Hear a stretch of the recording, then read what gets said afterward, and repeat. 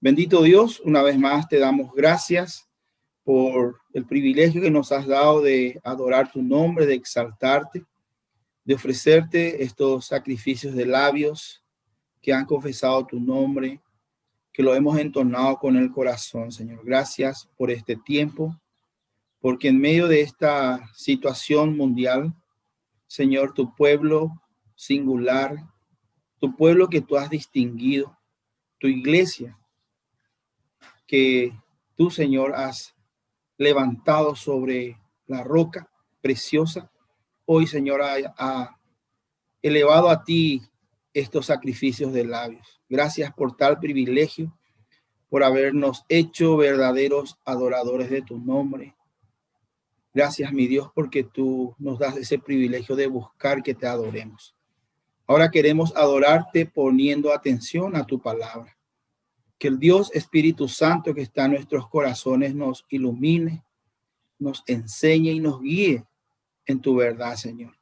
Y hoy nos hable al corazón. Que realmente seamos impresionados y afectados por la grandeza de la obra que tú, Señor, has hecho en la cruz y que ha tenido este efecto en nuestras vidas. Gracias, Señor Jesús. Gracias, Padre bendito. Gracias, Dios Todopoderoso. A ti nos encomendamos y encomendamos este tiempo en el nombre de Jesús. Amén. Amén. Hermanos, hoy vamos a compartir un mensaje, un sermón que tiene por nombre El amor de Dios en tiempo de pandemia. Siempre quiero entender profundamente las palabras del hermano cuando dice que esta pandemia es para la iglesia del Señor. Y ahora, hermanos, con esto que estuve estudiando, compartiendo, estuve orando al Señor, hermanos, se me iluminó un poco más la mente con respecto a esa expresión. Y el título, hermanos, creo que ya manifiesta el amor de Dios en tiempo de pandemia. Vamos a leer la primera carta del apóstol Pedro, capítulo 2, versículos 4 al 8, donde vamos a encontrar que el apóstol marca una diferencia bien nítida entre los creyentes y entre los incrédulos, entre los que creen en el Señor Jesucristo y los que no creen en él, haciendo ciertamente referencia a los judíos, pues sabemos que Jesucristo vino a su pueblo primeramente. Y sabemos también que fue su pueblo, el pueblo de Israel, el pueblo judío, quien no creyó en él y quien lo desechó, quienes lo desecharon. Dice la palabra de Dios en primera de Pedro, capítulo 2, verso 4 al 8. Acercándoos a él, piedra viva, desechada ciertamente por los hombres, mas para Dios escogida y preciosa. Vosotros también, como piedras vivas, sed edificados como casa espiritual y sacerdocio santo, para ofrecer sacrificios espirituales aceptables a Dios por medio de Jesucristo, por lo cual también contiene la escritura. He aquí pongo en Sión la principal piedra del ángulo, escogida, preciosa, y el que creyere en él no será avergonzado. Para vosotros, pues, los que creéis, él es precioso, pero para los que no creen, la piedra que los edificadores desecharon ha venido a ser la cabeza del ángulo y piedra de tropiezo y roca que hace caer, porque tropiezan en la palabra, siendo desobedientes, a lo cual fueron también destinados. Hermanos, en estos versículos encontramos que hay una diferencia. El apóstol hace una marcada diferencia de los que no creen, de nosotros los creyentes en Jesucristo. Y esta fe en el Señor hace de que tengamos honra, hace que tengamos moralmente y espiritualmente derecho sobre las cosas que vamos a leer a continuación en el versículo 9. Recordarán que Juan 1:12 dice, mas a los que le recibieron, a los que creyeron en su nombre, les dio, ¿qué cosa? Potestad, derecho. Y ese derecho, esa potestad que la sangre de Jesús nos da, es el honor que tenemos hoy día. No que por nuestras propias justicia u obra tengamos el derecho de esto, de estas cosas, sino sencillamente porque Jesucristo puso a favor nuestro todo el honor y toda la honra de suya. Y vamos a leer el versículo 9, por favor, ahí, hermanos, acompáñenme.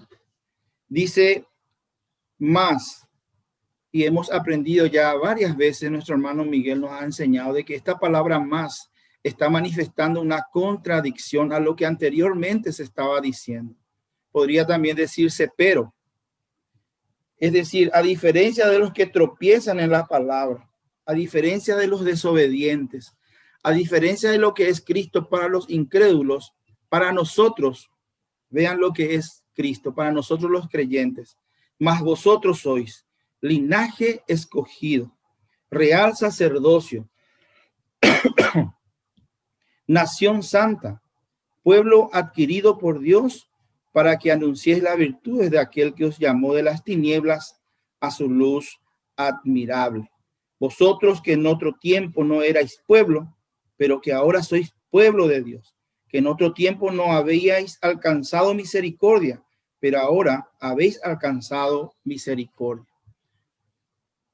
Esto es lo que significa, hermanos, Cristo para el creyente, para el que decidió creer en él, como aquella piedra preciosa, escogida, que honra a quienes, que eleva por sobre todo a quienes creen en él. Y lo primero que dice la palabra de Dios, linaje escogido. Es decir, hermanos, en Cristo fuimos introducidos. Esa palabra linaje habla de clase, habla de raza, habla de familia singular, de una familia no común, de una raza no común, de una clase no común. Fuimos introducidos, hermanos, entonces a todo esto. El cristiano es natural de la patria celestial. Recuerdan Filipenses 3:20, más vosotros sois ciudadanos de la patria celestial. Entonces, y la palabra escogido, linaje escogido, la palabra escogido, hermanos, nos habla de algo excelente, de algo sumamente precioso. Esta misma palabra utiliza Pedro ahí en el versículo 4 y 5, cuando habla del Señor Jesucristo como la piedra escogida y preciosa. Esa misma palabra ahora en Cristo Jesús, el apóstol Pedro hace referencia a los creyentes. Vos y yo, querido hermano, hemos sido introducidos a una clase, a una casta singular, no común en este mundo. Y dice encima, excelente y preciosa.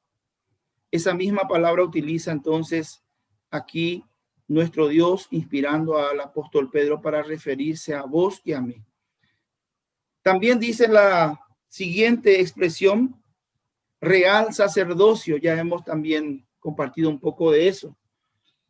La palabra aquí nos habla de realeza, nos habla de reyes, de una naturaleza real, es decir, de reyes.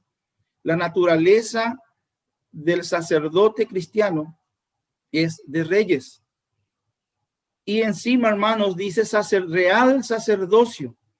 Todos los cristianos somos sacerdote de Dios. Esa es una verdad ahora. Ya el sacerdocio no le pertenece a una sola parte, a una sola familia. No, todos hemos sido hechos sacerdotes de Dios.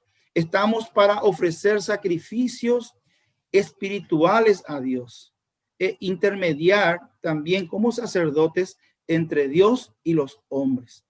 Y en cuanto a ese sacrificio, hermanos, hay muchos sacrificios que en su momento podríamos también profundizar. Pero como hoy, por ejemplo, hemos ofrecido sacrificios espirituales a Dios por medio de la alabanza, por medio de levantarnos a adorarle. También lo podemos y lo hacemos por medio de los bienes, que el Señor nos provee para administrarlo. Y así, hermanos, hay un sinfín, hay una lista de formas de adorarle al Señor, de cumplir nuestro ministerio de sacerdotes. Ahora tengo que decirles, hermanos, que bajo el Antiguo Testamento, bajo el Antiguo Pacto, el sacerdocio y la realeza estaban separados. Un ejemplo, es decir, un rey no podía hacer la función de un sacerdote. Sí, un ejemplo tenemos en Saúl, cuando iba a pelear contra los filisteos, allá en 1 de Samuel, capítulo 13, versículo 8 al 13, y Samuel había dicho que iba a venir tal día junto a él a realizar el sacrificio antes de la batalla. Saúl se desespera y agarra y ofrece el sacrificio, el holocausto y el sacrificio de paz a Dios, por el cual en el versículo 13 Samuel le dice: has hecho alocadamente, has hecho algo fuera de lugar, que solamente un loco lo puede hacer. Entonces vemos allí un ejemplo nada más, hermanos, pero sin embargo nosotros, los creyentes, lo que hemos creído en esta piedra preciosa, escogida, que es Cristo Jesús, dice Apocalipsis capítulo 1, versículo 6, que Jesucristo ha hecho de nosotros reyes y sacerdotes para Dios. Lo pueden verificar ahí en Apocalipsis capítulo 1, versículos 5 y 6. Pueden leer, hermanos, para entender de que es Cristo el que ha hecho de nosotros reyes y sacerdotes para Dios. Qué privilegio, hermanos.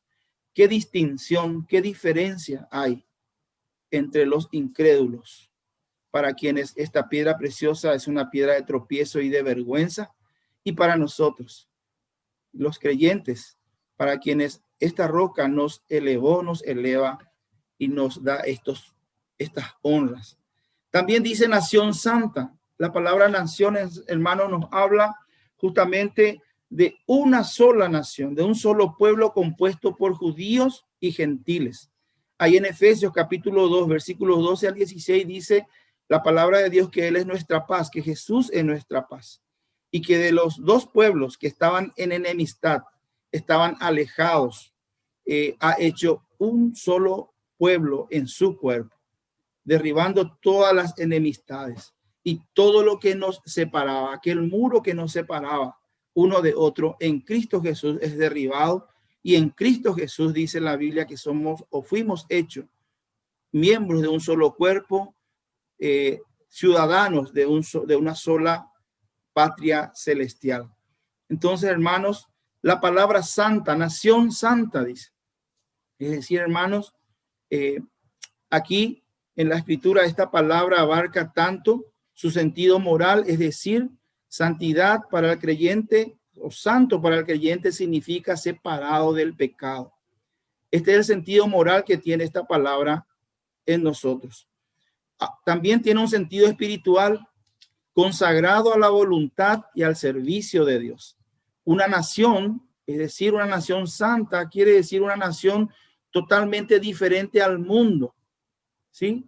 Recordemos 1 Corintios 6, 19, 20, dice que somos templo del Espíritu Santo, que no nos pertenecemos a nosotros mismos, que fuimos comprados por precio. Por lo tanto, dice, glorificad pues a Dios en vuestro cuerpo.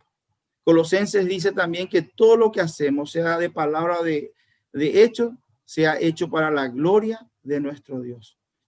Es decir, hermanos, nación santa significa que fuimos apartados de una manera singular, de una manera singular, fuimos apartados del pecado, por un lado, y fuimos apartados para ser servidores de nuestro Dios, para procurar hacer cada día la voluntad de nuestro Dios.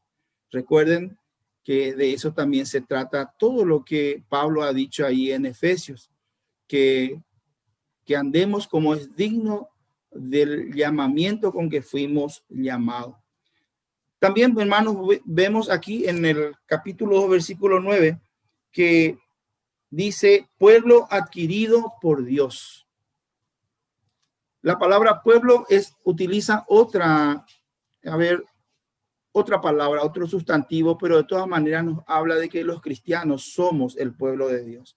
Aquí solamente por aclarar tengo que decirles que no somos la Israel, no somos Israel de Dios.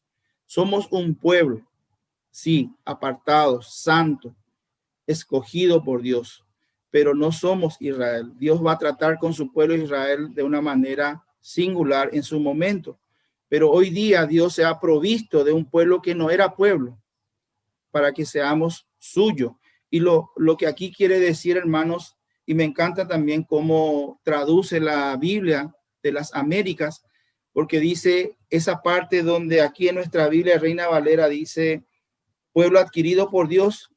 La Biblia de las Américas dice pueblo adquirido para posesión de Dios, porque es el énfasis. La palabra adquirido habla de algo que uno tiene y que pasa a ser su posesión, solamente suyo. Hay un énfasis ahí, hermanos, de que nosotros los cristianos somos posesión de Dios. Somos ese pueblo que Dios adquirió, compró para ser suyo y de nadie más. Por eso, hermanos, es que la anterior expresión, la palabra santo, hablaba no solamente estar apartado del pecado, sino estar consagrados a hacer la voluntad de Dios y a servir a Dios. Por último, y en lo que quiero realmente, hermanos, también quedarme el resto del tiempo que me queda para compartir con ustedes la palabra de Dios, es la última parte donde dice, para que anunciéis las virtudes de aquel que os llamó de las tinieblas a su luz admirable.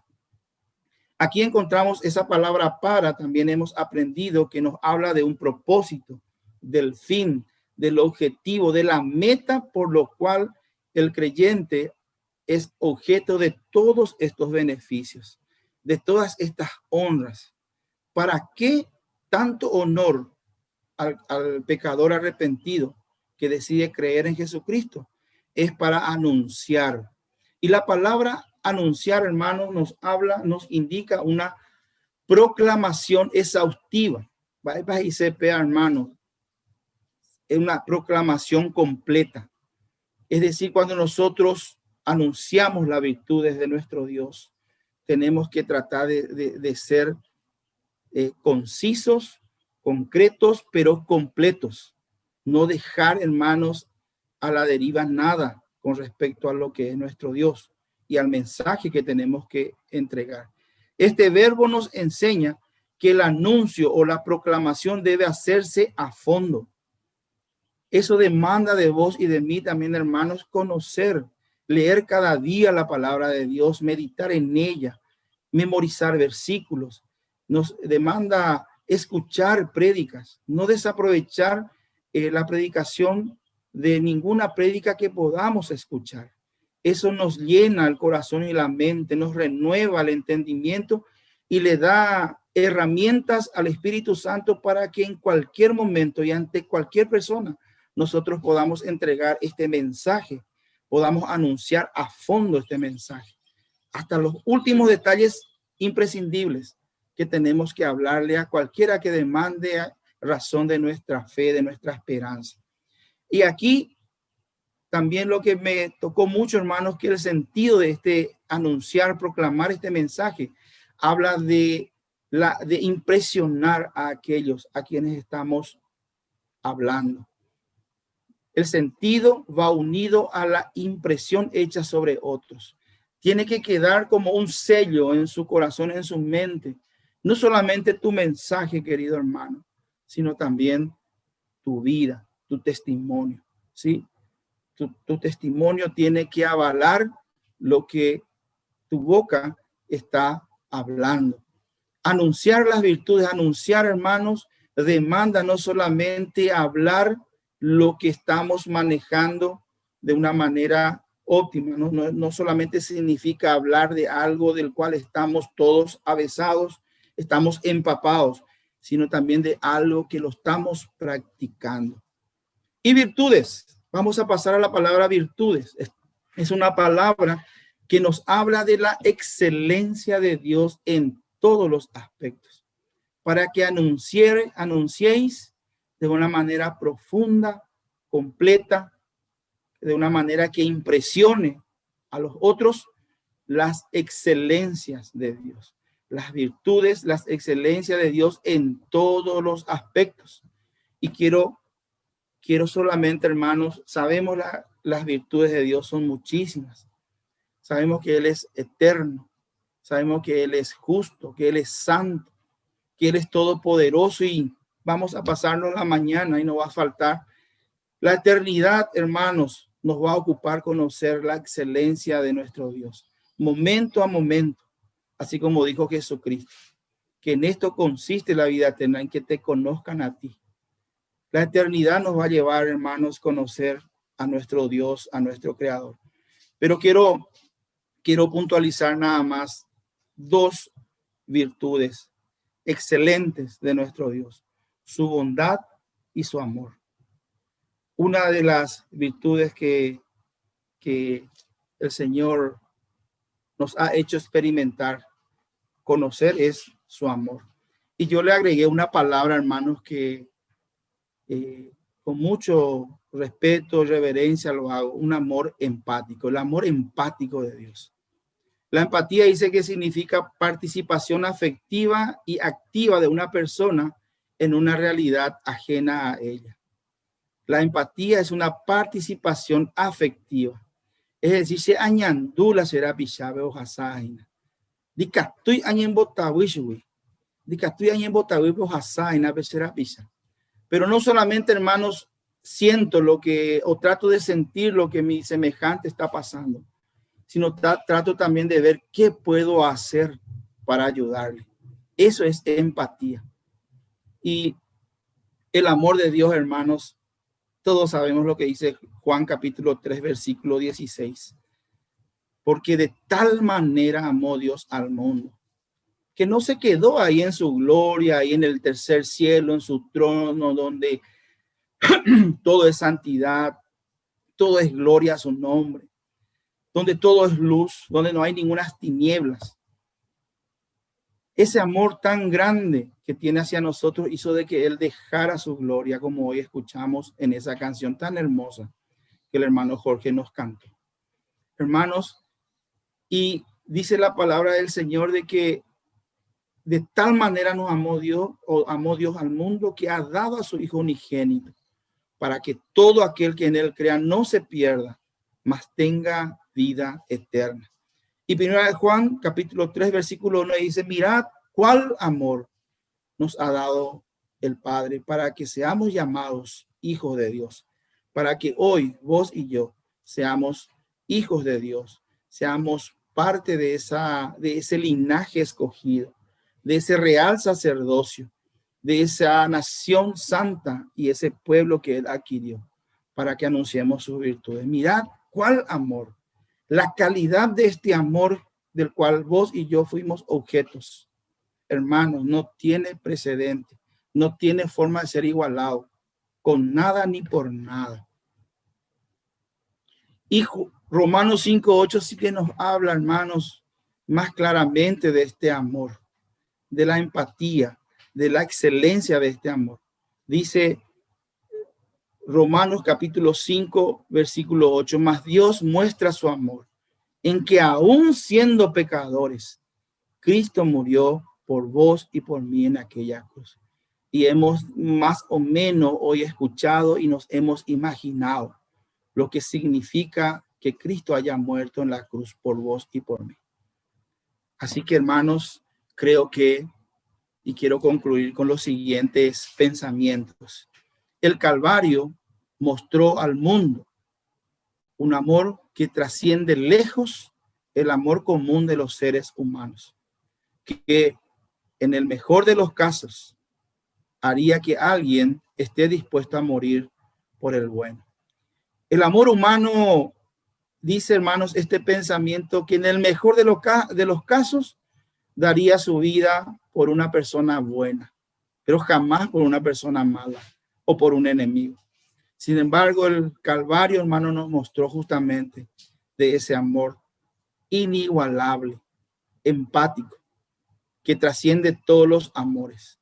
Pues dio allí su vida al Señor Jesús, inclusive por aquellos que lo estaban allí torturando, le estaban escarneciendo, lo estaban matando, como hemos visto. Esa es la razón por la cual él no abrió su boca. Él no se defendía, porque esa misma gente que le estaban haciendo todo ese daño eran justamente la razón de su venida y la razón de esa muerte tan horrenda. En segundo lugar, hermanos, los cristianos no solamente conocemos personalmente este amor, no solamente hemos experimentado en nuestra vida este amor, sino que también hemos sido recipientes, hemos sido hechos recipientes de esta virtud, de esta excelencia, de este amor. Romanos 5:5 dice que por el Espíritu Santo Dios derramó en nuestros corazones de este amor. Es decir, hoy día, hermanos, somos no solamente objetos, no solamente le amamos a Dios porque Él nos amó primero, sino porque derramó en nuestros corazones ese amor y nos hizo de esa manera capaces de anunciar también a este mundo esa virtud excelente que viene a ser el amor de nuestro Dios. El amor es una de las más excelentes virtudes de Dios que somos llamados a proclamar a fondo, de forma completa, a tal punto de impresionar a los demás. Quiero repetir, hermanos, este último pensamiento, ya teniendo en cuenta el propósito por el cual Dios hizo de nuestras vidas su posesión. El amor es una de las más excelentes virtudes de Dios que somos llamados a anunciar, a proclamar a fondo, es decir, de forma completa, a tal punto que impresione a los demás. Primera de Juan, capítulo 3, versículo 16 al 18 dice: hijitos, no amemos de palabra, sino de hecho y en verdad. ¿Cómo es que si un hermano viene a ti desnudo y con hambre y teniendo tú que darle de comer y teniendo con qué vestirle, le puedes despedir diciéndole que Dios te acompañe o que Dios te bendiga y no le das para su sustento? Entonces ahí Juan, inspirado por el Espíritu Santo, hermanos, dice estas palabras que en esta mañana toca nuestro corazón, hermanos, y ojalá realmente haga temblar nuestra estantería. Dice: amemos, no amemos de palabra, sino ni de lengua, sino amemos de hecho y en verdad. Amemos de hecho, en hechos y de verdad. Esta pandemia, hermanos, creo, y empiezo, hermanos, a entender las palabras que el Señor le hace decir a Jorge, a la iglesia.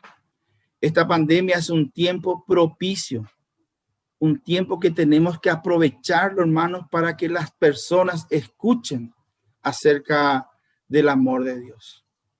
Que nos preparemos, hermanos, para hablarle a cualquiera donde sea, en el hospital, en la cárcel, en la calle, en casa, donde sea, por teléfono, por WhatsApp, en las redes. Que escuchen de manera concisa, pero completa, profunda, acerca del amor de Dios. Pero no tenemos que quedarnos ahí. También lo tenemos que hacer sentir a través de las acciones que la iglesia del Señor puede hacer, hermanos, de manera conjunta. Repito por último, esta pandemia es un tiempo propicio para que las personas escuchen acerca del amor de Dios y también lo sientan a través de las acciones de la iglesia del Señor. Cada necesidad que llega a nuestros oídos, hermanos, de alguien, sea un hermano o sea una persona fuera de la iglesia, no olvidemos, hermanos, que es una oportunidad que Dios nos da para anunciar sus virtudes.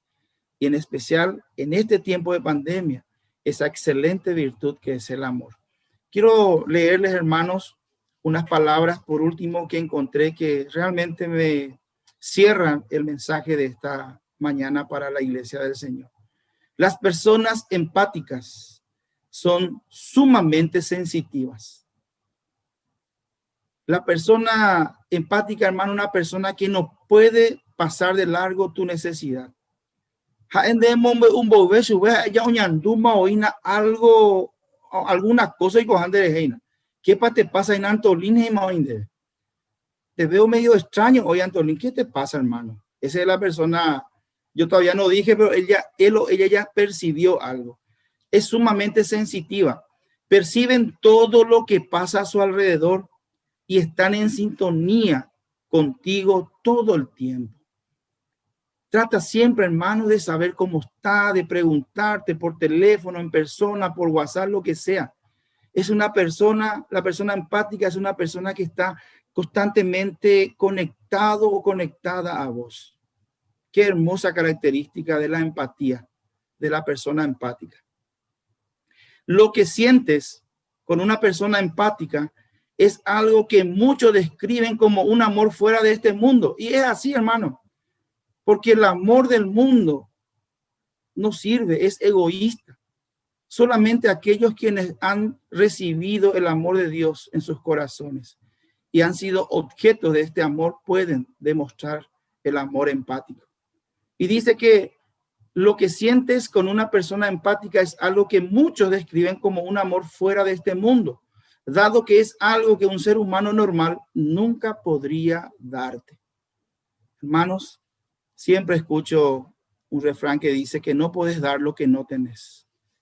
Pero también hoy suelo escuchar también que se dice, quiero decir, hermanos, que no podemos guardar aquello que se nos dio para dar. Y aquello, hermanos, que por dar nunca va a mermar en nosotros. El amor de Dios derramado en tu corazón y en el mío es inagotable. Por dar no va a terminar nunca, al contrario, se va a reproducir mucho más. Así que, hermanos, que el Señor nos ayude a anunciar sus virtudes, a ser como Él fue con nosotros y como Él sigue siendo con toda su creación. Con la ayuda de Dios, practicar el amor empático en todas las oportunidades que el Señor nos permita tener, y más todavía en este tiempo de pandemia. Que el Señor realmente bendiga a todos los que escuchan este mensaje, en especial por ese amor empático que Dios tiene hacia cada uno, y que todavía hoy permite y está abierta las posibilidades de que el hombre pecador, el ser humano pecador, encuentre perdón y salvación para su alma, porque Dios, con su amor empático, sigue dando oportunidades a todos aquellos quienes crean, para que no se pierdan y tengan vida eterna. Amén. Muchas gracias, hermanos, amigos, que Dios les bendiga.